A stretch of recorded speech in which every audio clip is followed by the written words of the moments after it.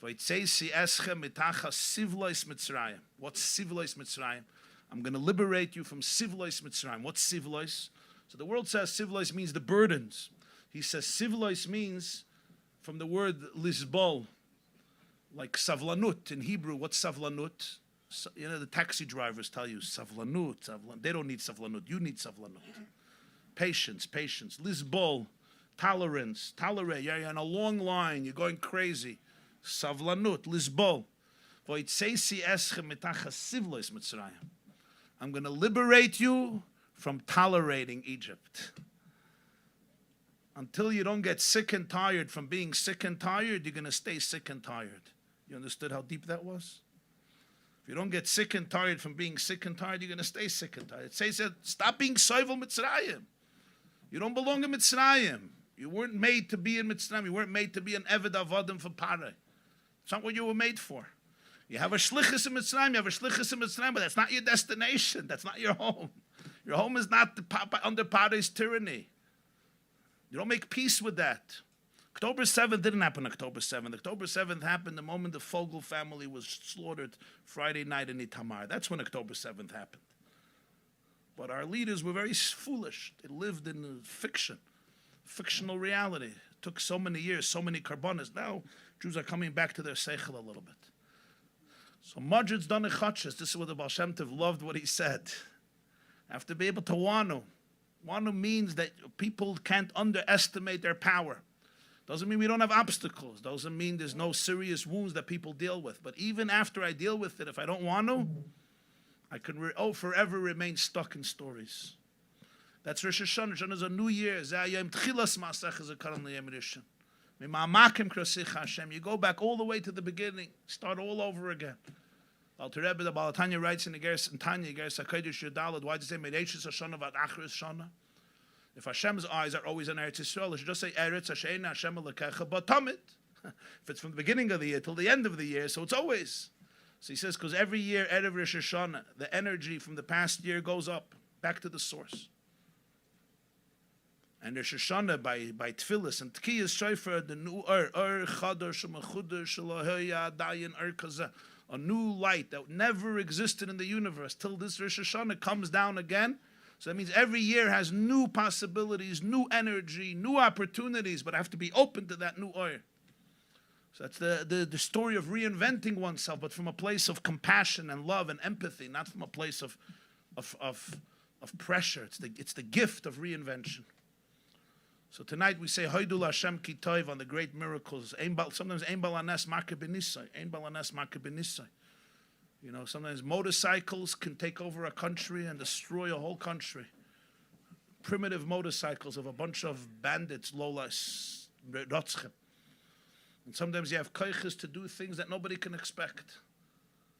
Where your mindset is. If it's koichi v'oitzim yadi asali asachaya le'azah, you realize that chisku v'imtzu Hashem elekecha hoilechim achlayarpecha v'lo and He's infinite and He's omnipotent.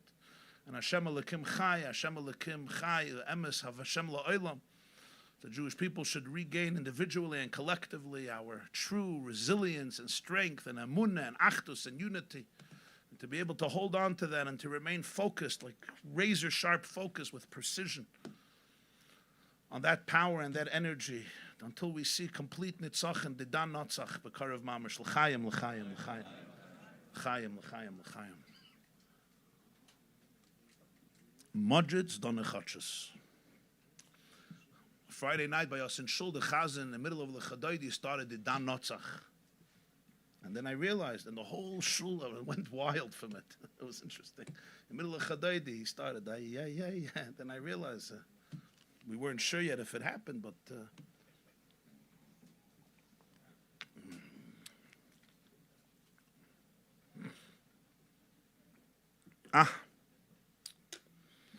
Heilige Yidden, Yisrael Am Kedoshim, you saw this year, the Kedusha of Am Yisrael, it's hafla of a fella. Just from the hatred, you could see how holy Jews are, and I hope you realize that. It shows how holy Jews are. Why do they hate us so much? What are we? The nose, what do they hate? Nobody understands. Why do you want to burn a child in an oven? Who wants to put a child? You have a taiva to put children in ovens? Black children, Puerto Rican children, Italian children, Muslim children. Who ever heard of such a thing? Jews don't even understand it. That's why we went cuckoo, because we didn't understand our enemy. We didn't believe them. And then we're apologetic for existing. But the world respects Jews who respect themselves and respect truth. That's the fact. All the compromises that Israel made, that Kaholfen, like Toita Bankas, like your Baba said, they got condemned more and more and more. They take out Nasrallah and the whole world suddenly praises them. That's how it is. When you're not embarrassed with yourself, when you know that you're doing real work, God's work, the whole world applauds you. They also want evil to be eliminated. But when we're embarrassed and we're apologetic and we bend backwards and we slaughter ourselves and we give in to insanity, it backfires. Let's hope that the leadership of Israel will reclaim this moment, because it's a very historic time. Oops, like a Shmaka Nigan, Kiyano Amecha, maybe.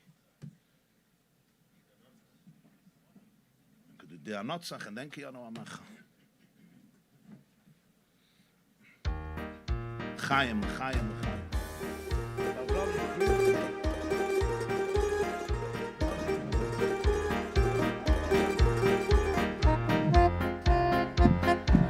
Ay, da di da notzach. Ay, da da la la la la la la la la la la la.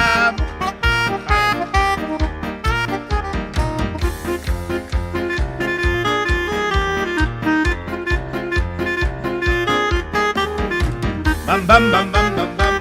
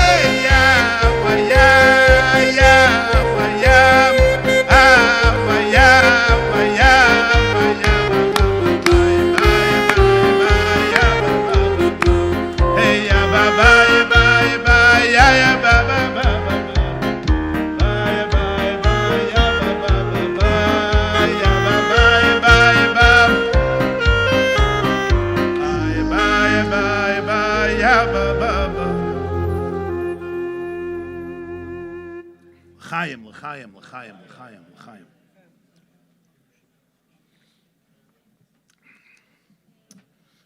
This song, Ki Anu Amecha, you know where it comes from, yeah? Huh? The song was taught by the Lubavitcher Rebbe. Simchas Torah Tovshin Yud Zayin. That's 1956. I wasn't born yet. Simchas Torah Tovshin Yud Zayin. But my mother was there, my father was there. The Rebbe taught it at 5 o'clock in the morning. Simchas Torah Tovshin Yud Zayin. Ki Anu Amecha. The song like captures all of Jewish history. All the vicissitudes, the highs and the lows, the whole Netzach Yisrael lo yishaker. The eternity of Yisrael does not lie. And Hashem is Netzach Yisrael lo yishaker. That's what Shmuel Hanavi told Shaul.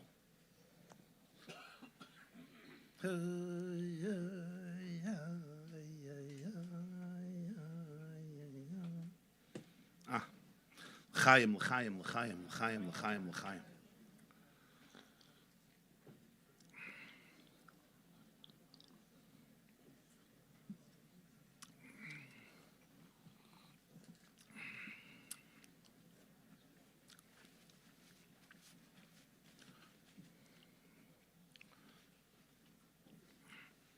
One of the most painful things in life is being misunderstood.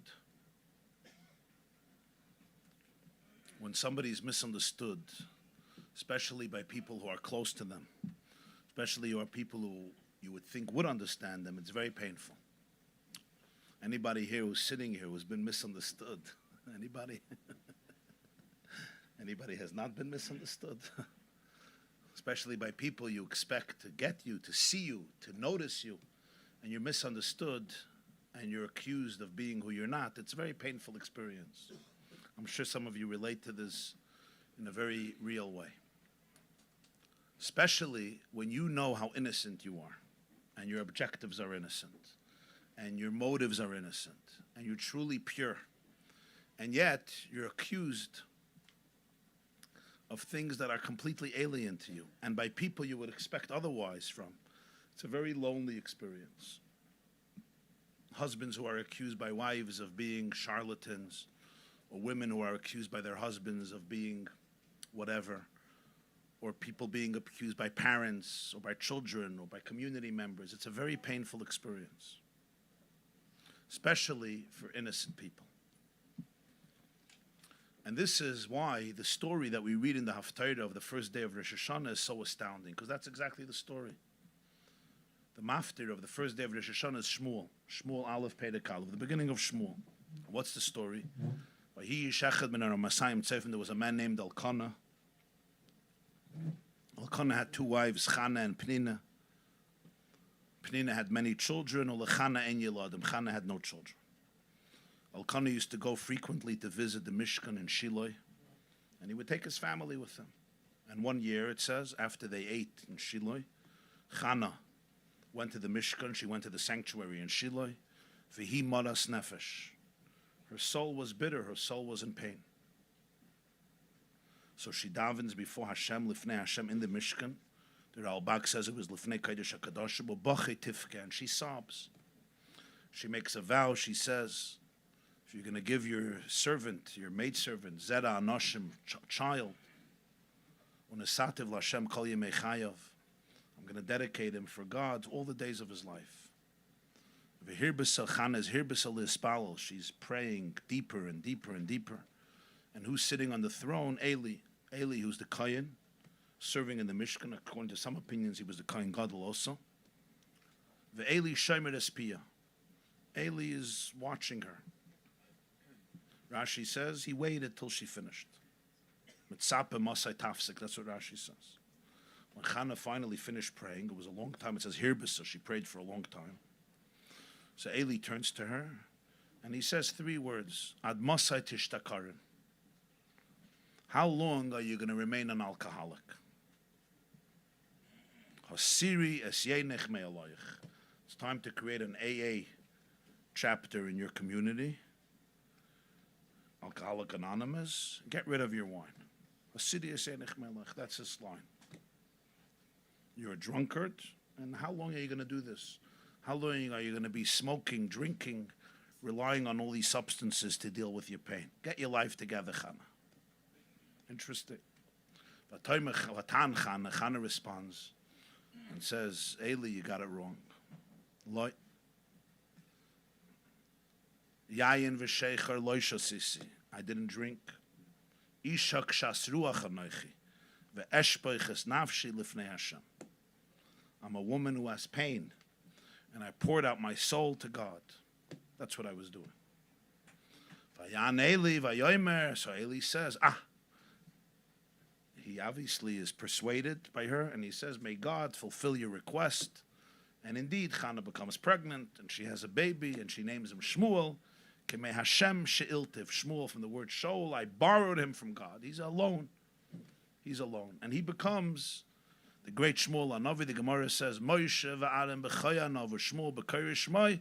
He was equivalent to Moshe and Aaron, and he coronated Shaul HaMelech, he coronated David HaMelech, Shmuel Hanavi. And here the obvious question is, we all know that people make mistakes. People are judgmental. And we sometimes don't see the whole picture. And we make mistakes, right? You could be judgmental of your wife, of your kids, of yourself, of your mother, of so many people. You make mistakes. People make mistakes constantly. You don't see the whole picture. This is a very common human feature. In Hebrew, it's called shiputiyut. In English, it's called judgmentalism. In Yiddish, I don't know how to say it. I don't know if they don't do it, but I don't know how to say it. But still, when you're judgmental, to make a mistake in such an extreme fashion is rare. Eli shouldn't know the difference between a woman who's drunk and a woman who's crying out her heart to Hashem because she wants a baby. Come on. So then you make a mistake, you make an error, you don't see the whole picture. But this is a mistake in a radical and extreme way. A woman comes to the Mishkan, crying, Bachai Tifke, Moras Nefesh. It says, Moras Nefesh, her soul was deeply in pain. Kshas Ruach Anoichi. And she's davening, all she wants is a child. And all you could say to her is, hey, enough alcohol. What are you drinking over there? What are you smoking, Chana? What are you up to? Get your life together. Such a mistake. And you say, Eli didn't know. So ask. Be curious. I sometimes meet people. I don't know. So I ask. And most people, you could know the difference between a person who's drunk and a person who's genuinely in pain. It's not the same. I've seen both. I've seen people drunk, and I've seen people experiencing real pain. They're not drunk. It's not so difficult, by the way. But even if it is, ask. Be curious. You can always ask, say, Chana, what's going on? Was tut sich? Ma shlomech? Ma nishma? Ma at margisha? Find out. Before you tell her, stop drinking, go to meetings, go to 12 steps, sober up, you have an issue, ask her. And this is any person. Certainly Eli. Eli was a kohen, and according to many, he was a kohen gadol. Kohen gadol is supposed to be the holiest person in the generation. Rashi says that day he became the shofet. He became the judge. In that time, the shoftim were the manhigim. So he was the manig. He was the leader of a generation. From a leader of a generation, you expect to have sensitivity and empathy, to be able to see the difference between an alcoholic and a woman in pain. And Bechlal a kohen, the whole avodah of a kohen, it says in Zohar, Birusa de Libes with kavana. By a kohen, kavana is very important. You know, if he has the wrong intention by a carbon, he could disqualify the whole carbon, the pigul, the shem shishadvarim. So the whole union of a kohen is machshava, kavana. It's tuning in, and a shofet also, to be a dayan, you have to tune in, you have to scrutinize, you have to examine, don dinem islamita. And here it seems the exact opposite. Vayachsheveha Eli l'shikoira. He considered her a drunk, and he right away chastises her. And then there's another question. The Gemara says in Psachim of Abasra, Filu begnuz behemet tmei le dibur akosov. Why does the Torah tell us about the disgrace of Eli? I mean, he made a bad mistake. Usually the Torah doesn't talk about somebody's disgrace unless it's relevant to us. And also, why didn't he apologize? If I accuse somebody of being an alcoholic and then I realize I made a mistake, you say, I'm sorry. He doesn't say, I'm sorry. And here's another question. Rashi says he waited till she finished davening. Why? If she's a drunk, she's not supposed to be in the Mishkan. Nadav and Avihu died because they went in drunk. So you should stop her right away. Say, do me a favor. There's a bar down the block in Shiloh. You go a kilometer, you'll find a bar. This is not the place to drink. Chana, b'vakasha. No, he waited till she finished. I don't know if I should say l'chaim in the middle of this conversation. I don't want Eli. You're giving out to everybody. We won't judge. Eli's on me muster tonight. To get muster from Eli, that man sein habal madrege. I'll say l'chaim, the answer will come out better. L'chaim.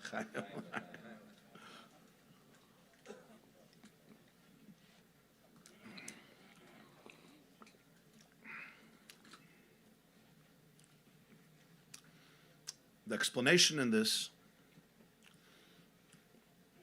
why do we read this story on Rosh Hashanah? It's a beautiful story. So Rashi and the Ran say at the end of Maseches Megillah, the Gemara says in Rosh Hashanah that Chana nifkeda b'Rosh Hashanah. Rosh Hashanah daf Yud Aleph. Chana was remembered on Rosh Hashanah. That's why we say them after Rosh Hashanah. The Shalah writes that the story happened on Rosh Hashanah. The Shalah says that Chana was in the Mishkan on Rosh Hashanah. But still, why do we read it? Let's say she was remembered on Rosh Hashanah, and let's say she davened on Rosh Hashanah. But why did they make this daf Torah of Rosh Hashanah? So l'cha'ira, it's mistaba that Chazal understood that this is somehow connected to the theme of Rosh Hashanah. Why? So there was once a Farbrengen. The Lubavitcher Rebbe used to Farbrengen the second day of Rosh Hashanah, before sunset. Wash, have a meal, and Farbrengen. So it was the year Tovshin Lamed Vav. That's 1975. So the Rebbe, at the Farbrengen of the second day of Rosh Hashanah, he dedicated one sikha, one talk to talk about this story. And he asked these questions that I said here. And he gave an amazing, amazing explanation. When the Rebbe gave the explanation, it was very, very emotional. He was crying a lot when he said it. It was tremendous Yisrakshas. I'm going to say one nakuda the Rebbe said then.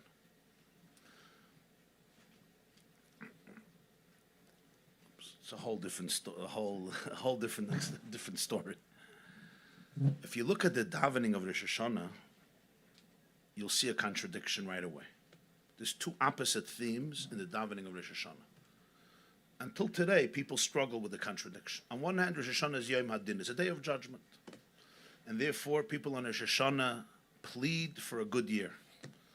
V'sefer chayim bracha v'shalom v'arnasa toiva yeshua v'nechama gzeidas toivas nezachav v'nekazav. Give me a good year. Avinu malkeinu shlach refuah shleima. Avinu malkeinu mali asamenu sava. Avinu malkeinu tei asha zeis chasrach misatzin. Avinu malkeinu chamoil aleinu v'aleinu v'tapenu. Basically, the focus is it's a day of judgment. What's going to be the whole year, like we say in the Sana Toikef. Kamayavrun, etc., mi yeyasher, mi yeyani, and therefore, God, I'm pleading with you for a good year. Give me health, give me prosperity, give me nachas, give me happiness, give me wealth, give me life, give me whatever I need, everybody, whatever they ask for. So in that sense, Rosh Hashanah is very focused on yourself, on your needs. What do I need for this coming year? Tovshin, Pei, Hey, 5785, Teheshnas, Poi, which, by the way, it should be the year when we're here. Presence of mind. Poi, you're here. You're not anywhere else. Wow, that's a big blessing. Teheshnas Poi, to be here. Neis Gadol Haya Poi. So that's one level of Rosh Hashanah. And people are very busy with this. And in a lot of essays and WhatsApps and clips and shmuzin and musad rashas and svarim, they're going to tell you, how do you get God to give you a good year? You know, all the good tricks that everybody has. Do this, do that, don't do this for 40 days, whatever it is. All the stuff to get the vending machine to produce not only sushi, but pastrami sandwiches and a little falafel, and also a lottery ticket to win. Whatever it is, kol chada from shura delay. I don't mean to make fun, but sometimes it gets a little humorous. If you look actually in the Shmoneh Esrei of Rosh Hashanah, it doesn't mention Yom Adin. When you look how the Anshe Knesset HaGedolah formulated it, they don't even mention in Shmoneh Esrei. I don't think he mentions the Day of Judgment. The whole focus is coronation, Malchus. The whole focus, HaMelech HaKadosh. Uvechein tein pach decha Hashem Elokeinu ve'moschal kol masacha. Elokeinu ve'elokei aviseinu meloich ala olam kulei b'chvedach. V'yinosei al kol haaretz b'korech. V'hoifer ba'adar goyinu zech al kol yeshvei sevel artzach. Appear with your full majesty on the world. V'yeda kol pol ki ata pa'alte. V'yavin kol yitzur ki ata yitzarte. V'yoymar kol asher neshama v'yapoi. Hashem Elokei Yisrael melech u'malchusoi b'kol mashallah. Let everyone, v'yeda kol pol, everyone who exists should know that you created him, you formed him. Every creature with a soul in its nostrils, from the horse to the elephant, to the ant, to the bee, and even the human being, should be able to declare Hashem Elokei Yisrael Melech. And if you see the conclusion of the blessing, Baruch Atah Hashem, and always the middle blessing captures the theme, Shabbos, Rosh Chodesh, Yom Tov. What is it? Baruch Atah Hashem, Melech al kol haaretz mekadosh itzlo v'yem hazakah. The two themes are not only different themes, they're contradictory. One is focused on the person's needs. The other one is focused on coronating the king. And during the coronation, you don't talk about yourself. To quote one of the presidents of the United States of America during his own inauguration address when he was coronated, 1963, ask not what your country can do for you. Ask what you can do for your country. We don't live in a monarchy. America is not a monarchy. But even in America, you can understand this. Let's say the president soon is going to be sworn in as the new president. We're not going to discuss who the new president is going to be at the moment. But that will be part of your Rosh Hashanah prayers, I'm sure. But during coronation, they're inaugurating the new president, and he's standing up there in the platform in Washington, and they have the Bible there, and he's about to be sworn in, and the people are with flags and screaming and hollering, and there's excitement, and you, a simple citizen of Rockland County, New York, you manage to get up front, and you come and you say, Mr. President, before you swear, before you take the oath for the next 4 years, wait. The street in front of my house has a lot of cracks.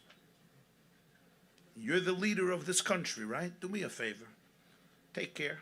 I'm an older man. I can trip. I can die. I need my street to be nice and smooth. So when I take my walk in the morning, it's smooth.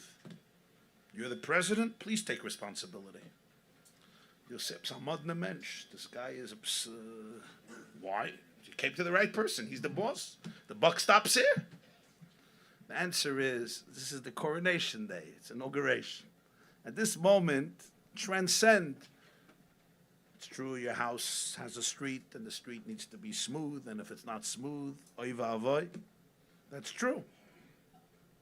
And you should bring it up with your therapist, and bring it up with your wife, and bring it up with your insurance, and bring it up with your bank, and bring it up with all the people in your life, and complain to your rabbi how miserable everything is. No problem.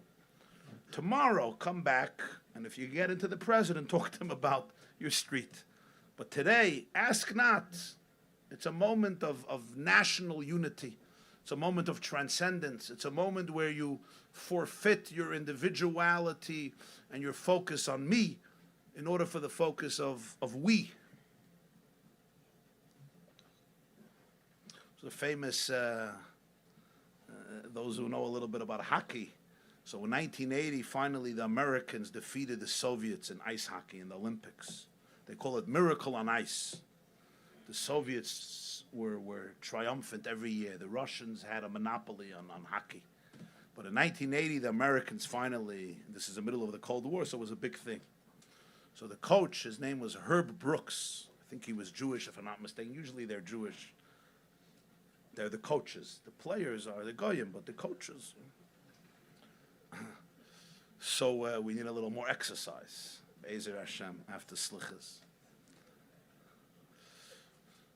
So I was once reading about it, how he managed to get them to be victorious over the Soviets. The Soviets are tough, you know, the Russians, right? Putin is still mourning Nasrallah. You know, Putin is Putin, Russia is Russia, right? Russia doesn't change. From Adam Arishan, it still didn't change. It's Russia. Kishmai Kainu, yeah. I mean, some of us come from Russia, so whatever. But we know it from within. We know Russia from within. Yeah, the Bavram, you know Russia from within, yeah? So it was a chiddush that he did this. So how did he do it? It's a very deep lesson. The team of the Americans, they were amateurs. And one of the players said that one night, Herb Brooks was torturing them, practicing more and more. You know, it's hard. You're practicing on ice. And their feet, their legs hurt. And they were practicing for hours and training. And at some point, they felt that their legs are just going to become paralyzed. So somebody turned to Brooks and he said, Coach, how long are you going to torture us? So he said, until you guys figure out that the name on the front of the jersey is more important than the name on the back of the jersey. The jersey, the sweater, there's the name on the front, is the name of the team. The name on the back is your own name. It says, when you figure out that the name on the front of the jersey is more important than the name on the back of the jersey, then I'll let you go home. And at that moment, they became a team. Till that point, everybody was playing on their own. On the contrary, I'm happy if you fail. I get credit, then you're a loser. A team doesn't work that way. Right? It's one of the greatest challenges of the Jewish people. The name on the back is important. You're you, I am I. We're not the same name. We don't have the same skills. We don't have the same life story. But the name on the front is equally important, maybe even more important. If you don't believe me or Herb Brooks, ask our enemies. They couldn't care less if you have a Barcelino, if you have a Streimel, if you have a Spodek, if you have a Kippas Ruga, or Bichlal don't have a Yamelke. The name on the front, you're a Jew, that's the most important thing. But for the Jews, it's hard to see. So when the name on the front will become more important than the name on the back, you'll become a team. When you become a team, you won't be defeated. Pretty deep stuff. If the Baal Shem Tov could learn a lesson from this Ukrainian guy, Majid Zonechachas, I could learn a lesson from Herb Brooks. And the Chayid Eich, huh? Kulchem elfnei Hashem Elokeichem. Kulchem. How did I get into Herb Brooks? I'm talking about hockey here? I forgot. You have to remind me. But why am I talking about Miracle on Ice? The day of Melucha, yeah. The day of coronation, it's the front of the jersey. It's not the back of the jersey. Let go of the back of the jersey. Now you're a team. There's a new president. The Navi says, when David, they scream, Yechi HaMelech David La'olam. Don't ask David for there's a leak in your house. Tomorrow, talk about the leaks in your house. So what's Rosh Hashanah? Is Rosh Hashanah a day of my needs? Or it's a day of ask not what God can do for you, ask what you can do for God. Which one is it? In Tikkun Zohar, it says in Zohar, Tikkun Vav, it says that people in Shani Yom Kippur who ask for their own needs are like dogs. Dogs say, have, more, give more food, more food. Dogs are very loyal, but one reason, because they know that you got the food. So we know God has the food, so we come, more. It's all me. I want the food, but God is the best banker in the world. He got the cash. Liya Kesef, Liya Zov. So you come to God, but it's all, the Zohar says, I'm like a dog. That's what he says. But Chazal instituted that in Rosh Hashanah, we daven for our needs. We say Avinu Malkeinu on all the other piyutim. So which one is it? So the Rebbe said that this was the conversation between Eli and Chana. This was a very deep conversation. Eli wasn't an insensitive, judgmental fellow who was chastising Chana that she was an alcoholic. He knew she wasn't an alcoholic. Eli wasn't dumb. He was a Kohen Gadol. He was a Manig Yisrael. He understood things. He was sensitive. V'yachsheveh Eli l'shekayr, it's a different type of drunkard. It says that the Navi Yeshaya says, Shichuraz v'loy miyayin. Sometimes people are drunk not from wine. They're drunk from other things. Eli sees Chana praying for something that's bothering her. And he says, you're drunk. not drunk from alcohol. Chana, I get it. You're in pain. Chana, I want to tell you something. You have to learn about life. In life, you have to stop asking what God can do for you and ask what you can do for God. That's what he's asking of her. You're drunk with yourself. You're drunk with your needs. You're overwhelmed. You're infatuated with your expectations. Chana, let go. Let go, Chana. Ad mosai tishtakarin. Let me teach you about life. Dafka is a kohen gadol. Different type of drunkenness. Stop thinking about your needs and expectations. Allow yourself to become a channel. Now, Eli is saying something very deep. Let's talk about people's children for a moment. How many people daven for their children? But what are they really davening for? They're davening for themselves. I don't want to be ashamed by my kids. I want all the shadchanim to like my kids. It's too hard with the neighbors. Everybody has a perfect family besides me. The only guy in Muncie who didn't manage to get them through the system. Don't worry, there's another 10,000 people, but fine. All my neighbors, he's in Brisk for 9 years, he's in the Mir for like 8.5 years, he's in Shabin for like 7.5 years, he's in Ponovich for 12 years, he already finished Daf Yomi 19 times. You know, my kid is like, it's embarrassing. So Eli is like, Chana, relax. Ask not what God can do for you. Ask what you can do for God. Ask not what your kids can do for you. Ask what you can do for your kids. Ad mosai tishtakarin. Asiriyes yenech me'aloyach. Liberate yourself. I know you have pain. I know you have expectations. But let me tell you something. You're standing in the Mishkan. Lifnei Hashem. In front of Kodesh HaKadoshim. Let go. Maybe you got stuck in what life is supposed to look like. How do you know what life is supposed to look like? According to the Shalom that it was on Rosh Hashanah, it's a whole different geschmack. Eli is saying it's on Rosh Hashanah, you're in front of Kodesh HaKadoshim. Tracht wegen dem Ebersten, tracht nicht wegen sich. Think, he created you. All your expectations, all your needs. He created you. Ask him what he wants from you. There was a chassid that once came to the Alter Rebbe and he said, I need this, I need this, I need this. So the Alter Rebbe said, du sagst alles, was du darfst. Du redest gar nicht, was man darf dir. All I hear from you is what you need. Let me tell you, maybe think about what you're needed for.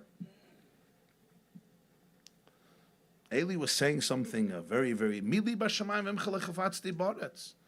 Chana, because he saw Chana's depth, he said, Chana, I want to teach you something. It's Rosh Hashanah, Sachtaras HaMelech. Ask to be a channel. Don't ask. What are you building? You're getting stuck in your expectations. This is Eli's taina.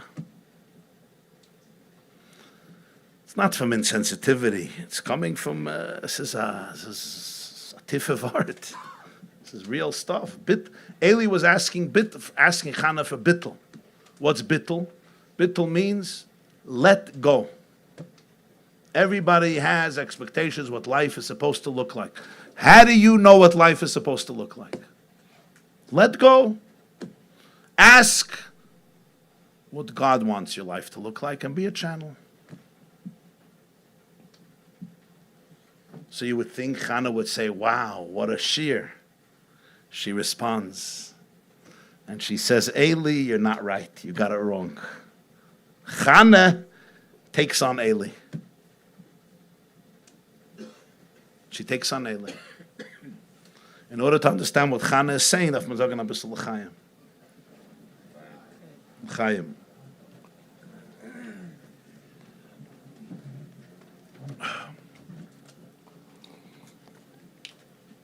What does Chana tell Eli?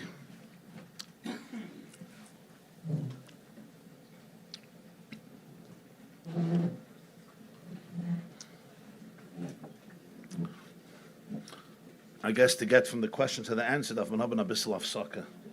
So sag an Nigen, ich will rausgehen eine Minute, und ich will zurückkommen, I will be mamshich.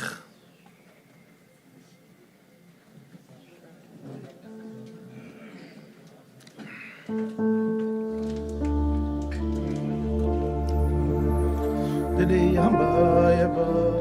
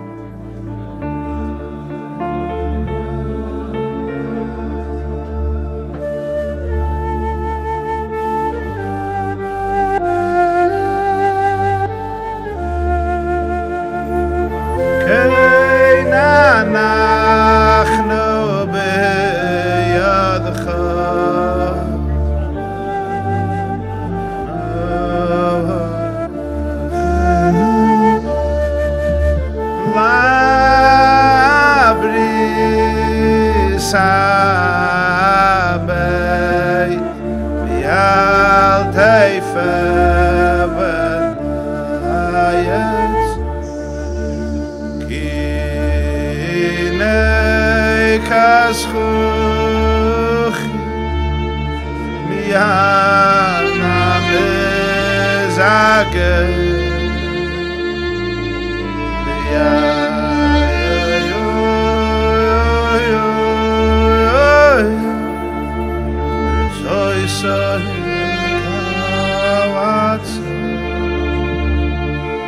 kein אנחנו בידך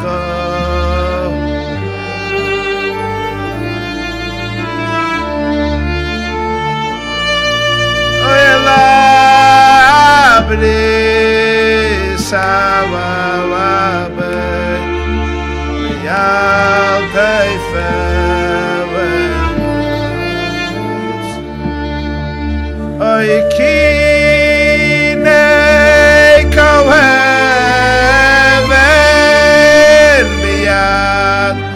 Hamesase Bitzai sai Dawawaseis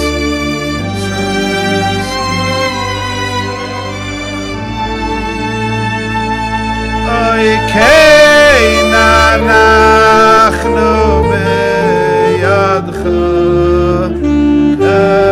Welkanu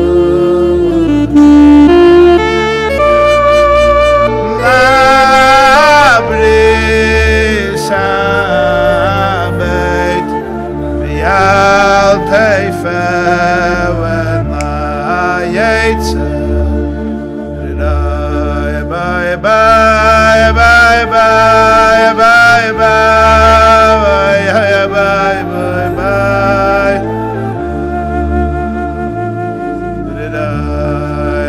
bye bye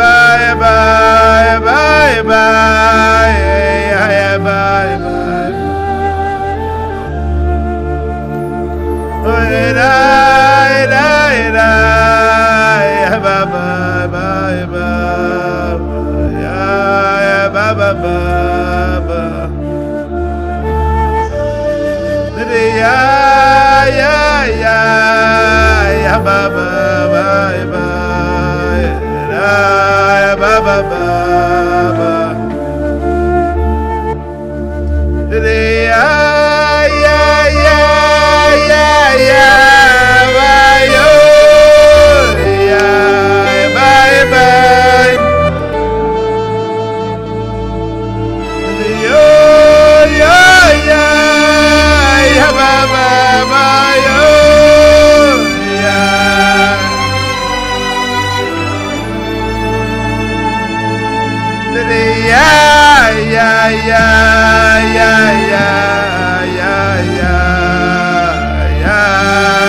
bye bye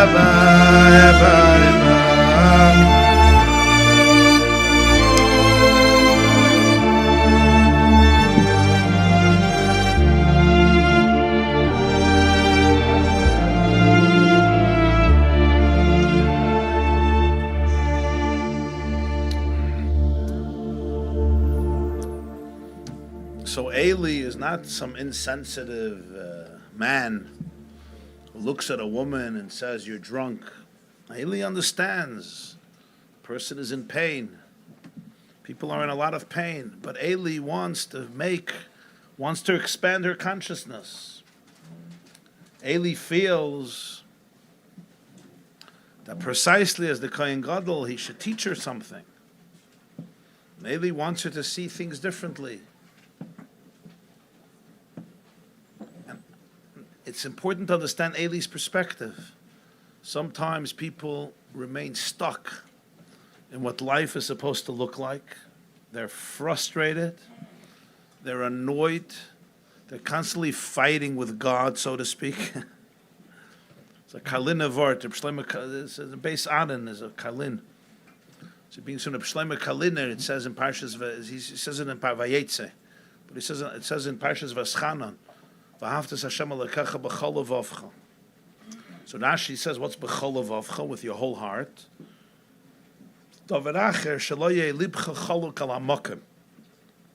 Your heart shouldn't be in a fight with Hamakim, with Hashem. So The Psalm asks, it says, "V'ahavtas Hashem alekecha b'chol levavcha." Rashi should have said it. Rashi brings it from Sifri. Shelo yeh libcha cholak al Hashem. Shelo yeh libcha cholak al alekecha. What's hamakim?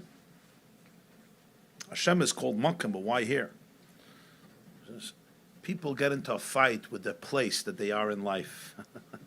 Your makim, where you live, who you're married to, what type of job you have, what house you have, what type of kids you have. Lo yeh libcha cholak al makim. Stop making a machlokes with your space. Like, make peace. Make peace with your makim. This place this is where you're supposed to be. Maybe tomorrow, maybe next year you should move. Fine. Maybe we should move. I'm not telling you to stay here. Maybe you need a new job. But don't fight with your reality, because some people, their whole life, they're fighting with their reality. Maybe make peace with your reality, and instead of asking how I get out of my reality, maybe find out how you find light in your reality. But that takes a lot of bittul. People sometimes they're stuck in the way that Yiddishkeit is supposed to look for them, and because he doesn't talk to his kid, doesn't talk to his son, doesn't talk to his son-in-law, doesn't talk to his daughter-in-law, doesn't talk to his why? Because it's supposed to look like. How do you know what it's supposed to look like? Maybe it's time to get rid of your ego. Maybe you have a big, fat, spiritual, religious ego. What you're calling religion is just a big, fat ego. Nothing else. Nothing to do with God. It's avodah zarah. You decided what your kids have to look like. How do you know what your kids have to look like? How do you know what their shlichus is? How do you know what their soul is like? Maybe they don't have to look exactly like you. No, I can't make peace with it. If they don't look like me, they're done. They're finished. How do you know? Is this coming from Yiras Shamayim, or it's coming from Yeshus, from Gaiva? It's not so simple. Is this coming because you care about them, or because you care about yourself? It's not such a simple question. This is what Eli is saying. Eli was a deep man. Eli is from the Lashon Aliyah, Bnei Aliyah. Eli from Lashon Elyon. He was a Kohen Gadol. So he was telling Chana, I get it. But maybe it's time for you to say, it's time to coronate the king. It's Rosh Hashanah. You're in front of Kodesh HaKadoshim. This is the place of coronation. This is the Mishkan. Tomorrow you want to come back and daven for whatever you want to daven, fine. But Rosh Hashanah? Vergess wegen sich. Transcend yourself. And think about why you're here in this world. How do you know what your shlichus is? Maybe it's a different mission. It's avart. Vatan Chana responds to Eli and she says, Chana was typhus. Chana was a deep soul. Chana says, Lo, you're wrong. Eli is wrong. Yayin v'sheicher lo yishosisi. I'm not drunk. Isha kshasruach hanoichi ve'eshpoiches nafshi lifnei Hashem. So the Rebbe said, what Chana was telling Eli is, you're misreading. I'm not asking for a child because I'm drunk. I'm not asking for a child because I need to fit into my neighbors and to my community, and I'm feeling a void and I'm a broken person because I'm living for other people, or I have a decision what life is supposed to look like.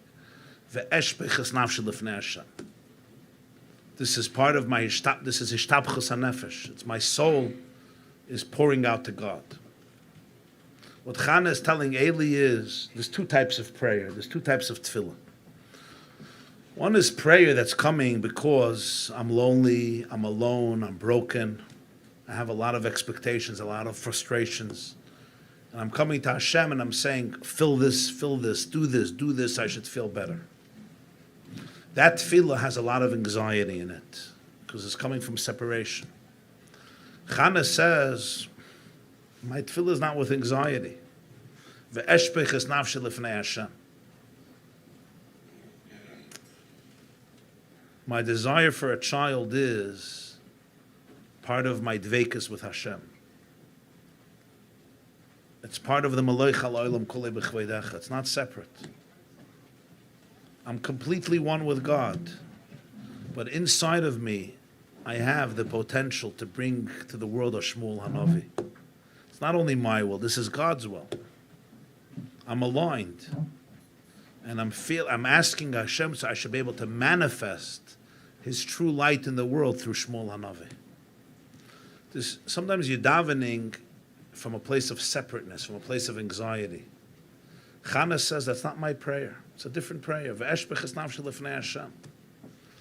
It's an inseparable part of my dvekas. Essentially, Chana was revealing what Rosh Hashanah is. When a Jew stands up and says, I want this, I want this, I want this, I want... You can look at it in two ways. I want. Sober up. Stop with your being drunk. Chana says, no, Eli, you got it wrong. It's not the Vart. L'cha mar libi bakshu panai. A Jew says, look into my pnimius. And when you look into the pnimius of the soul, you'll see as panecha Hashem avakish. The soul wants one thing. Truth, dvekas. Part of the dvekas is that I should be able to manifest your light in this world. For me to be able to manifest your life in this world, I need a body, and I need a home, and I need happiness, and I need tranquility, not because I'm separate from you. So that I should be able to reveal Einoid Mulvadi in the world. And this came dafka from Chana, not from Eli. Dafka from a woman. Hakel hoya mina ofar, malchus, eishes chayla teres baila, nekeva deseviv gover. By the woman, there's no separateness. The Gemara says in Brachas, Lamed Aleph, Kame hilchese rabfese ikke lemelef mit tfilas Chana. Most halachas of tefillah we learn from Chana, how to daven. Avram daven, Yitzchak daven, Yaakov daven, Sarah, Rivka, they all daven. You learn it from Chana. Why was Chana the most halachas in Shulchan Aruch of Hilchas Tefillah come from Chana? How to daven. Including that when you're drunk, you're not supposed to daven. It's all from Chana. Why Chana? Because Chana revealed there's no dissonance between the physical and the spiritual. Chana revealed that if you understand who you are, the Pnimiyus HaNefesh, Bakshapana, you'll see it's all v'eshbechas nafshel of Hashem. You're asking for serenity. You're asking for health. Really, what you're asking for is Malay Chaloilam Kulei B'chveidecha. The Pnimiyus HaNefesh wants only dvekas with Hashem. Einoid Mulvadi. That's what you want. You don't want anything else. But in order to be able to manifest that in the world, your body needs to be serene. You have to be able to have a home. You have to be able to have food. You have to be able to have health, happiness, tranquility. Mitzad Eli is Eli. He's a Kohen Gadol. He's aloof. He's sublime. By him, he doesn't leave the Beis Hamikdash. The Rambam says the Kohen Gadol doesn't leave the Beis Hamikdash. Yoshev Hamikdash Kol Hayayim. So in his world, what are you being drunk? It was Chana who brought out a whole new depth in Yiddishkeit. Chana revealed there's no dissonance. Stop making a split. Eli, you don't understand. Proof is, what did she ask for? She said, give me a child, unesativ l'Hashem kol yemei chayim. I'm going to give him to you this whole life. She named him Shmuel, k'mei Hashem she'iltiv. This wasn't a child so that she should be able to feel good about herself. Oh, I'm now like all the other women, I have a kid. I could fit in. No! He's a borrowed child. What Chana is asking for is Yizgadol v'Yiskada Shmei Rabba. I know that my child is going to change history. He's going to change the world. That's what Chana is asking for. Tzemach Tzedek writes, Alter Rebbe used to say in the middle of davening, Mi li b'shamayim v'imcha lechafatzti baretz. It says in Tehillim, Mi li b'shamayim v'imcha lechafatzti baretz. Who do I have in heaven? And with you I don't desire anything on earth. So the Balatanya, Alter Rebbe, in the middle of davening in Dveikus, he used to say in Yiddish, Tzemach Tzedek, his grandson writes in Derech Mitzvah Secha, Sherish Mitzvah Tefillah. He says that Azmur, my grandfather, used to say in the middle of Dveikus, in the middle of davening, Mili b'shamayim v'imcha lechafatzti baretz. It says in Tehillim, I think Ayin Gimel, Ayin Daled, who do I have in heaven? And with you I desire nothing on earth. So he would say like this, Ich will nicht dein Olam haze, ich will nicht dein Olam haba, ich will nicht dein Gan Eden atachten, ich will nicht dein Gan Eden elyon, ich will mehr nicht as dich allein. I don't want your Olam haba, I don't want your Gan Eden, I want only you. I want only you. What was he saying? He didn't say this as a duty. These things you don't say as a responsibility. This is saying this is organic. If you know the deep depth of your soul, if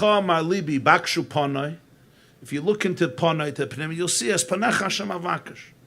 Alter Rebbe was articulating what's the depth of a neshama. The deepest desire of a neshama is only dvekas. It doesn't need Elam Haba. It doesn't even need Elam Haba. Even Olam Haba could be a distraction. If it's about Olam Haba, it's about Gan Eden. I'm going to have my Gan Eden, my Cholent in Gan Eden. But it's Cholent in Gan Eden. It's not. Ich will dich. Don't distract me. I want you. I don't need. Then the soul doesn't need anything else. And that's what drives anti-Semites crazy. They feel in the Jew something they don't know. Something is weird. Ich will manage das dich allein. Deep down, the soul doesn't even want Elam Haba. It wants you. So Eli says, so let go. Chana says, I let go, Eli. Before I came here, I let go. You don't get it. You're a man. You're clueless. Sounds like your wife, right? Eli, I let go. You don't get it. I'm not asking. I'm not looking for to fit in. I'm not that person, Eli. You think I'm drunk? I'm not drunk. Das is my ishtapchus hanefesh. When I ask for a child, it's Yizgadol v'Yizkadash Shmei Rabo. That's what it is. I know what I have inside of me. I need me to manifest you. Das is Chana. That's what Eli heard this. Chana was saying the whole contradiction of Rosh Hashanah is a male contradiction. It's not a female contradiction. In the world of males, a contradiction. Achtoris HaMelech, Yoimadi. You're busy with God, you're busy with you. Chana says, you don't get it. I'm not busy with me. I'm busy with you. For you to be you, trust me, we need this child to be born. Shmuel b'Kayir Shmai. V'nasativ l'Hashem kol yimei chayev, ki m'Hashem she'iltiv. This is not a narcissistic, selfish thing. I forgot what you want in the world. I'm busy with my needs. This is your need. I want to manifest you. That's what tefillah is. Chana redefined what Rosh Hashanah is. She explained to Eli, you're telling me it's a coronation. What are you hacking a maisa with what you need? Don't talk to me about your street and your kid and your this. Tomorrow, come back. Chana says it's one thing. A Jew says, Maloicha lo'olam kuli b'chveidecha. V'yeda kol pol ki ata piyalta. V'yoven kol yitzur ki ata yitzarta. V'yoyma kol asher neshama v'yapoi. Hashem Elokei Yisrael melech malchusim b'kol mashallah. V'nosata la'amos chazera anoshim. My body needs to manifest it. And then the Rebbe threw a bomb. I was using this word. He threw a bomb. It was extremely emotional what he said. He said, if you look by people's Rosh Hashanah, you'll see that many Jews, they're more inspired by an Asana Taikiv than by Melech HaLolam Kulei B'Chveidech. By Melech HaLolam Kulei B'Chveidech, you don't see people crying. By an Asana Taikiv, you see people crying. Why? Literally, you say, because Melech HaLolam Kulei B'Chveidech, fine, it's God's issue. Fine, become a king, I don't care. Just leave me alone. Asana Taikiv is, they would say in Kotz, this is the pupik. Rosh Hashanah yikasevum yom sem kibbur yichasem. Kama yavrun v'chama yibareyun mi yichye u'mi yamos mi ba'esh u'mi ba'mayim mi yishalev mi yitaref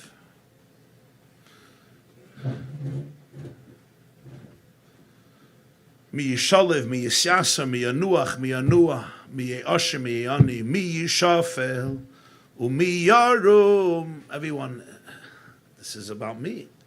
You're going to live. What type of life you're going to have. And when then the whole community screams out, Ushuva, mi yishafel, mi yarum. Ushuva, usvilo, uzdokam, avin, nisraya, gzeira. People are stirred because it's about themselves.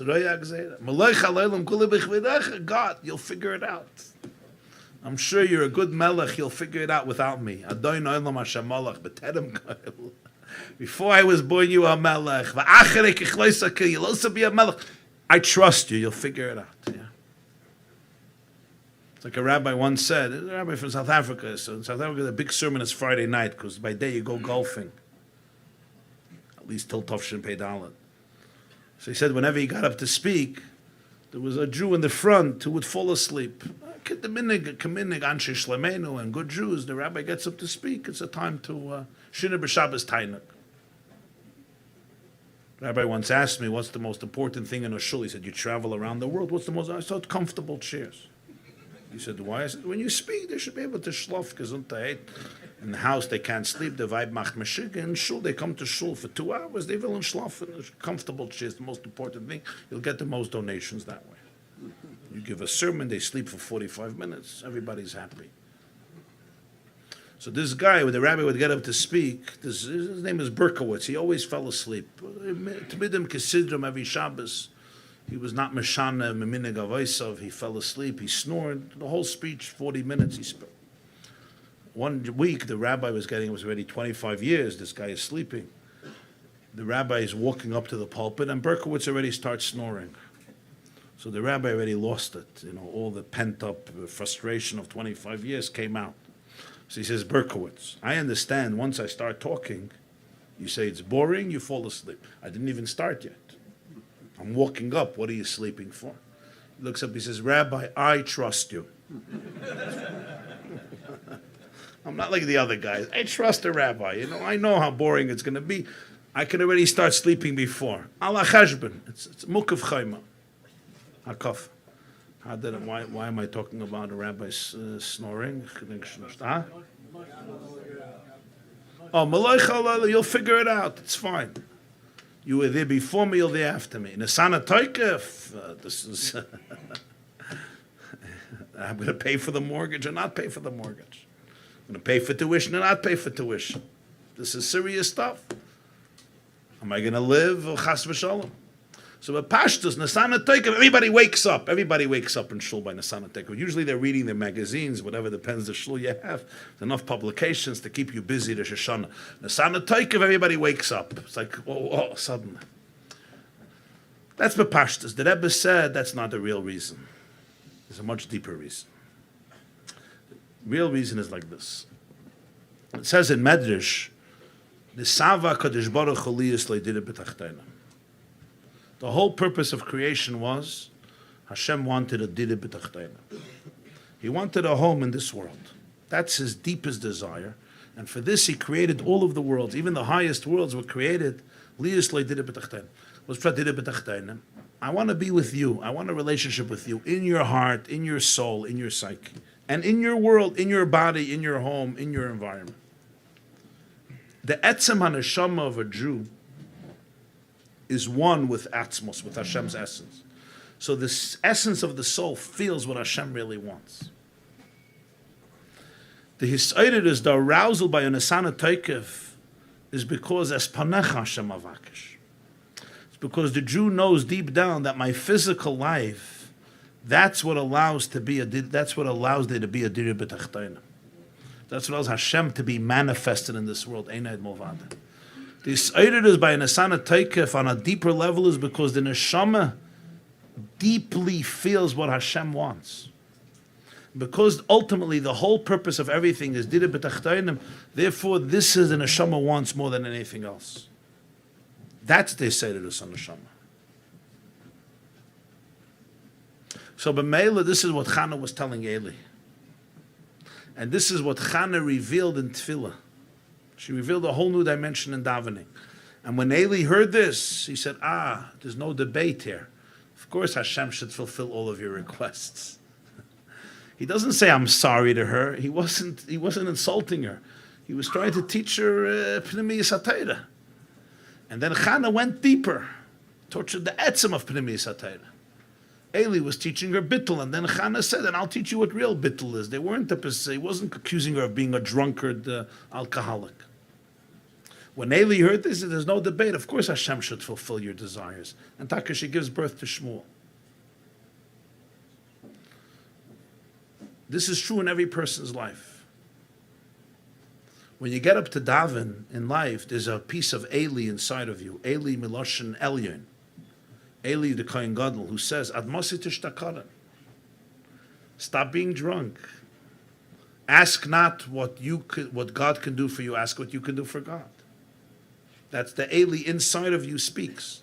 It's a glorious voice, and it's a true voice. Eli says the divine soul doesn't need anything besides dvekas. Mi li bashamayim v'imchalei chafatzti baretz. Ich will nicht dein Eilam haze, ich will nicht dein Eilam habe. Ich will mehr nicht as dich allein. The nefesh elokis is a chelik elokam emal mamash. And if you get to know your nefesh elokis, you'll see that it's true. Nefesh elokis doesn't need a house and doesn't need money, doesn't need anything.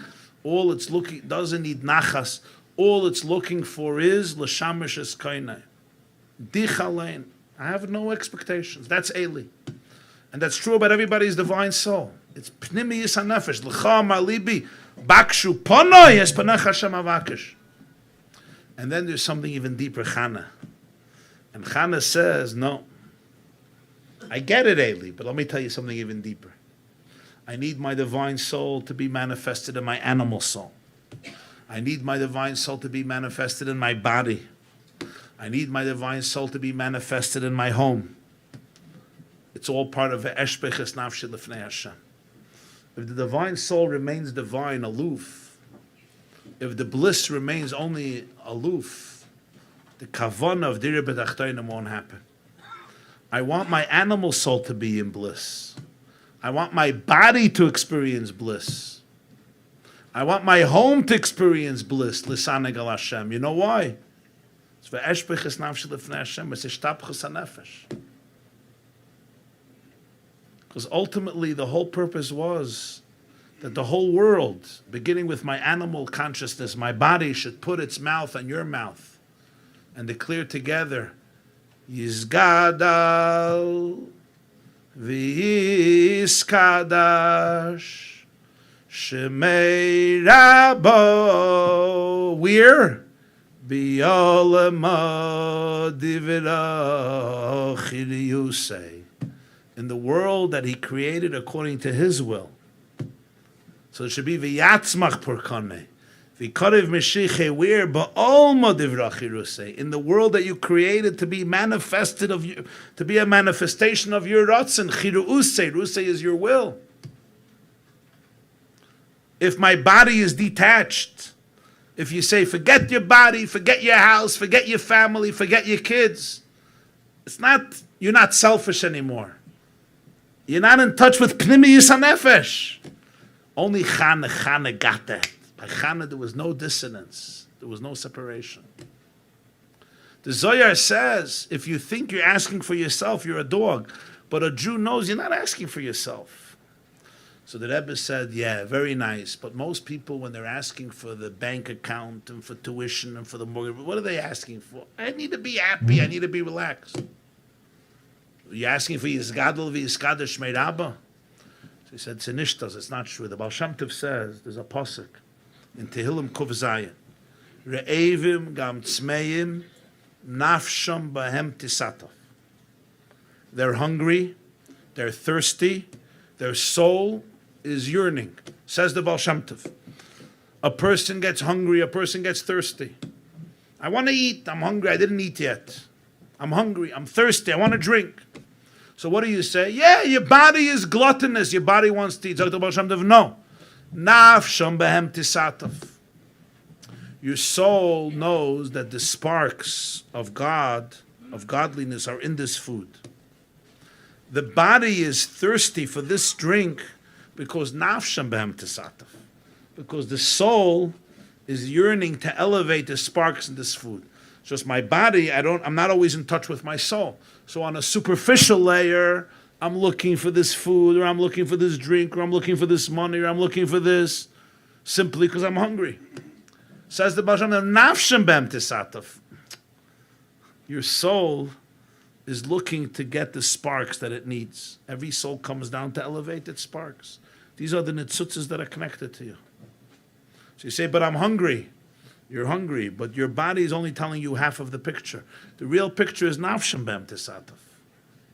If you remove, so sometimes I don't remove my blockages, and all I know is my body stuff. But if you remove the blockages, you'll see that the body is just a conduit for the soul.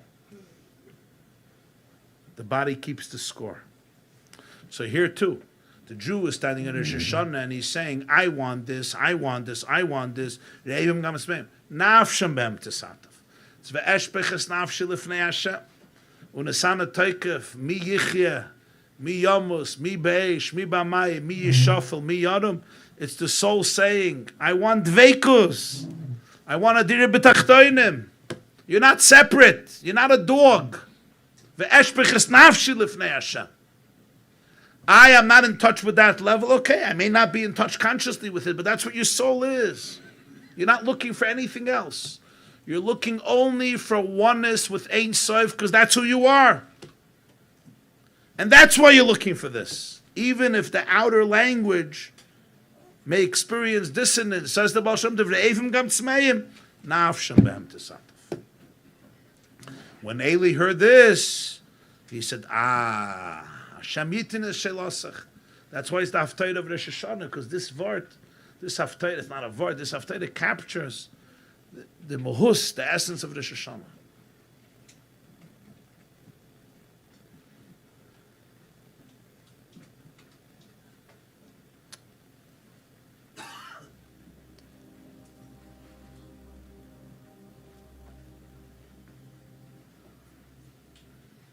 You have to know who you are. People don't know who they are. They think they're selfish, they're narcissistic, they're physical, they're lowly, they're gluttonous, they're earthy. It's a very superficial perspective. You have to know who you are. If you know who you are, you'll know Bakshu Panoi. Look into me as Panecha Shemavakish. If you know who you are, there's only one thing you want. You tell me you want alcohol, you want weed, you want food, you want money, you want validation. I'm telling you, it's all because you don't know who you are. When you don't know who you are, you're looking for distractions. That's how it is. So I need cheesecake, I need pasta, I need kavod, I need validation, I need you to like me, you like me, you like me, I need this. It's all because I don't know who I am. Bakshu panoi. And then, es panech Hashem avakish. The greatest mistake of our generation is people don't realize how spiritual they are. You know that's the greatest mistake of our generation? Yeah. They think they're lowlifes. If you want to know who you are, ask Hamas. They'll tell you who you are. They'll tell you you're a Jew, b'stayid. Ask Nasrallah Yamach Shemoy, he'll tell you who you are. From Gehenna, but he'll tell you who you are. Bistayid. Say, I'm a kibbutznik, left-winger atheist. You're no left-winger, you're no atheist. You're a Jew. And that's why you have to be killed. We don't know who we are. Our enemies know who we are. When they came in October 7th, they said, what type of yarmulke do you wear? I never knew there's a difference between 4, 6, 8. I just heard from my son the difference of yarmulkes. You know that? If it's 4, if it's 6, if it's 8, I didn't know.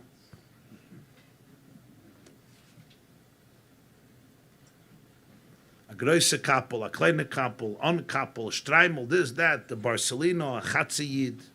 No hat is mamish a shaila. And then internally, psychologically, you don't know who you are. You're busy, you don't know who you are.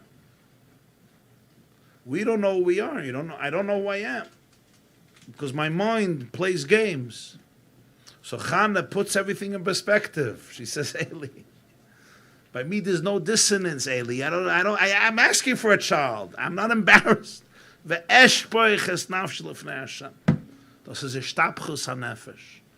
whenever the soul pours out, it's always as panech Hashem avakish. There's no dissonance. It's no separateness. It's the same thing. But you have to understand who you really are. When you're asking for your gashmias, if you know your pnimius hanefesh, it's all ruchnias. Can I be not in touch with it? Of course I can be not in touch with it. That's what Eli thought. She's drunk. Chana said, I'm not drunk. But pnimius, you're not drunk. L'chayim. You should understand who you are. You should understand what we're asking for. You should understand what a Yid is. Bakshu ponoi es ponecha havaya avakish. Mimamakim krasicha Hashem. And when you understand that, you don't need distractions. I don't need this, I don't need that, I don't need that. You need one thing. Dich allein. But to have dich allein, that's why you ask for everything else. Not because you're selfish, you're not narcissistic. For dich allein to be manifested, so you need a neshama, mit a guf, mit a kop, mit a stub, mit simcha, mit menuchas hanefesh, mit menuchas haguf, for one reason. Eli says, be like David HaMelech. You know what David HaMelech says, yeah? Im koyoyma loy chafatzti hineni. You don't want me to be a king, hineni. I don't have a problem. Well, you think I need to be a king? They told David, fight, you'll become. I don't need to be a king. I'm not in this job for me. I don't have an issue here. Im koyoyma loy chafatzti hineni. And that's the emes. Eli is right. But Chana is even deeper. Chana says the real hineni is Dira b'tachtonim. Dira b'tachtonim means manifest God's greatness. Your greatness is God's greatness. It's not a separateness. There's no dissonance. This was the Rebbe. There's no dissonance between the neshama and the guf, between the nefesh halakis and the nefesh habahamis, between heaven and earth. Dub is the you're a reflection of atzmos. What do you stop this fight? This is Teres HaGeula. The herst was tut sich,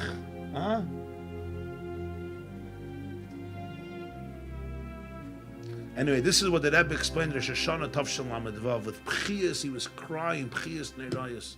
What Chana explained to Eli. L'chaim, l'chaim, l'chaim, l'chaim, l'chaim.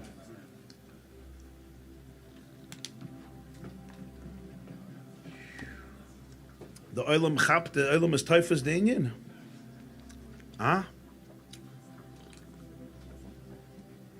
This is not, this is such a subtle arrogance and bittul. This is complete bittul. Chana says to Eli, you think bittul looks like bittul. Bittul doesn't always look like bittul. Sometimes bittul looks like self-expression. In Eli's world, bittul is like you sit in the Beis HaMikdash a whole day. You don't need anything else. Taka his kids, where it didn't work out, with Chafnei and Pinchas.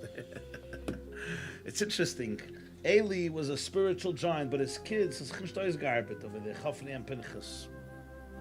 And Chana, the drunk one, her kid was Shmuel Hanavi. It's interesting, no? I just chapped. But Eli was Ruchnius. Lepoila's kids, they needed somebody to play Monopoly with them. This is just my own title. But Chana understood the Inyan. Her child was Shmuel Hanavi. Eli was so holy, his kids couldn't get it. And Chana was a mother. She understood what it means to be a mother. She understood that God doesn't look a certain way. God could be very simple. Ve'eshpeches nafshi lifnei Hashem.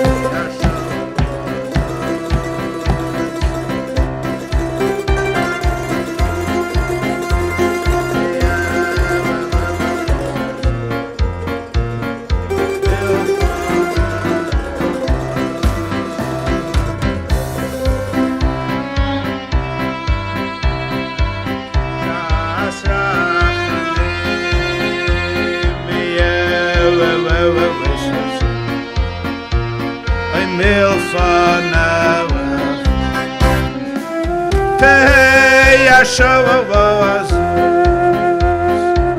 Shas Rachamim V'yevavavaz Oy milfanecha Tehei Yashavavaz Shas